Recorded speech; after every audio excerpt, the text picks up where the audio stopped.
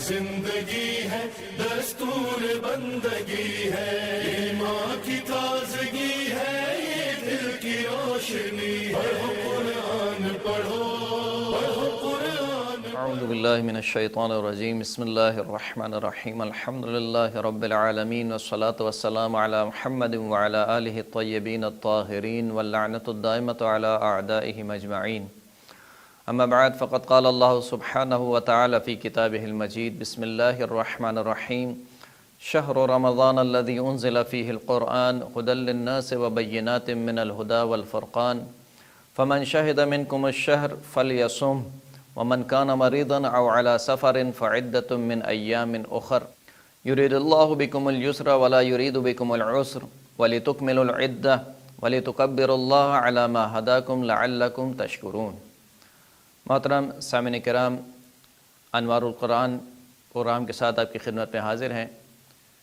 جس آیت کو قرآن مجید سے انتخاب کیا گیا، قرآن مجید کے سورہ مبارکہ بقرہ کی آیت نمبر 185 ہے، کہ جس میں خداوند کریم ماہ مبارک رمضان کا تعارف کرا رہا ہے، اور ماہ مبارک رمضان کی جو سب سے بڑی فضیلت ہے وہ اس آیت میں بیان ہوئی۔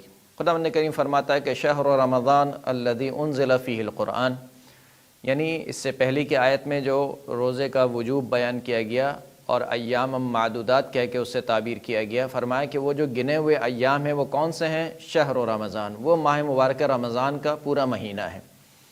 یہ ماہ مبارک رمضان کون سا مہینہ ہے؟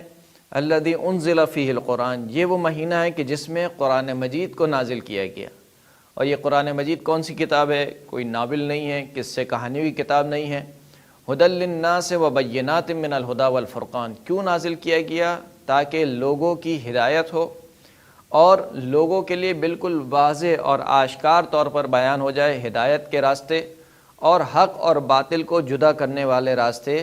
یہ قرآن مجید کھول کھول کر بیان کرتا ہے۔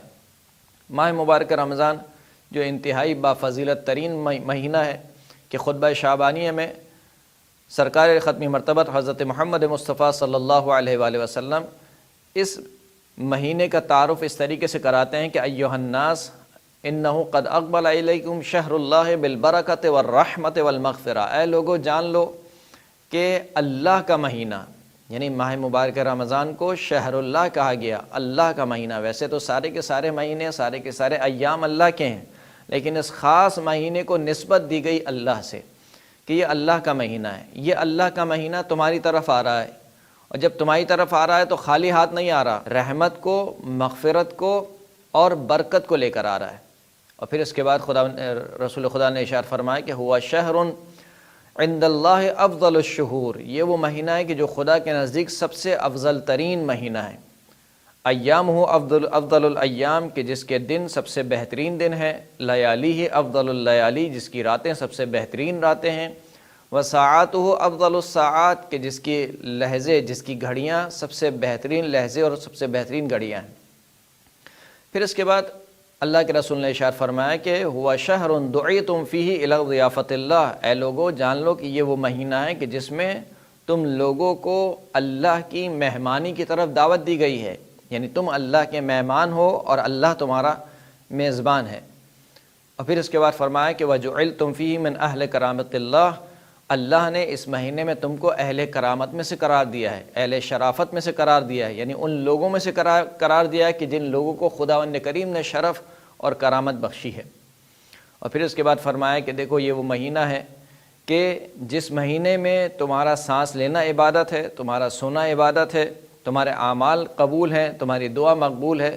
اور پھر ایک جملہ اللہ کے رسول نے ارشاد فرمایا جو جملہ بہت اہمیت کا حامل ہے، فرمایا کہ فَإِنَّ الشَّقِيَّ مَنْ حَرُمَ غُفْرَانَ اللَّهِ فِي هَذَا الشَّهْرِ الْعَظِيمِ، کہ شقی اور بدبخت شخص وہ ہے کہ جو اس عظیم مہینے بھی اللہ کی بخشش سے محروم رہ جائے، یعنی وہ مہینہ کہ جس میں اللہ نے اپنی رحمت اور بخشش کے دروازے کھول دیے ہیں، ہر ایک کے لیے کھول دیے ہیں۔ کیسے ممکن ہے کہ انسان اس مہینے میں آ کر خداوند کریم کی بخشش سے محروم رہ جائے؟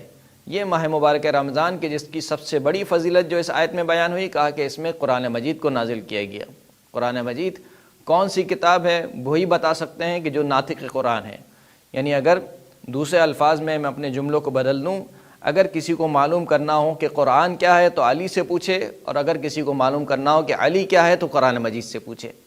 مولا کائنات نے نہج البلاغہ میں ارشاد فرمایا کہ اعلموا، جان لو اے لوگو، یہ جو قرآن ہے، یہ قرآن هو الناصح الذی لا یغش، یہ قرآن وہ نصیحت کرنے والا ہے جو نصیحت کرنے والے کو دھوکہ نہیں دیتا، یعنی جس کو نصیحت کی جا رہی ہے اس کو دھوکہ نہیں دیتا۔ والہادی الذی لا یضل، اور یہ وہ ہادی ہے کہ جو گمراہ نہیں کرتا۔ والمحدث الذی لا یکذب، یہ وہ گفتگو کرنے والا ہے کہ جو جھوٹ نہیں بولتا۔ ما جالس ما هذا القرآن احد الا قام عنہ بزیادت او نقصان، کوئی ایک شخص بھی اس قرآن کے ساتھ نہیں بیٹھتا مگر یا تو وہ کسی زیادتی کے ساتھ اٹھتا ہے یا کسی کمی کے ساتھ اٹھتا ہے۔ مولا کیسی زیادتی اور کیسی کمی کے ساتھ اٹھتا ہے؟ کہا زیادت فی الہدی، یا تو وہ ہدایت میں اضافے کے ساتھ اٹھتا ہے، او نقصان فی العمی من العمی، یا پھر جو اس کی گمراہی ہے یا جو اس کا اندھا پن ہے اس کے کمی کے ساتھ اس قرآن مجید سے اٹھتا ہے۔